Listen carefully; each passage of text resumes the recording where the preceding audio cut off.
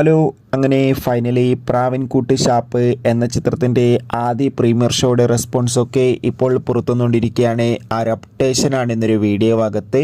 വീഡിയോയിലേക്ക് മുൻപേ video like ചെയ്യുക, ചാനൽ സബ്സ്ക്രൈബ് ചെയ്യാൻ വേണ്ടി ശ്രമിക്കുക.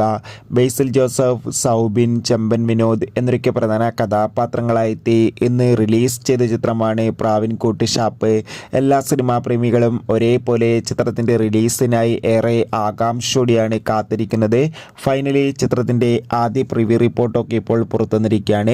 ചിത്രത്തിൻ്റെ ആദ്യ പ്രീമിയർ ഷോ തന്നെ ചിത്രത്തിന് മികച്ചൊരു പോസിറ്റീവ് റെസ്പോൺസാണ് നേടിയെടുത്തിട്ടുള്ളത്.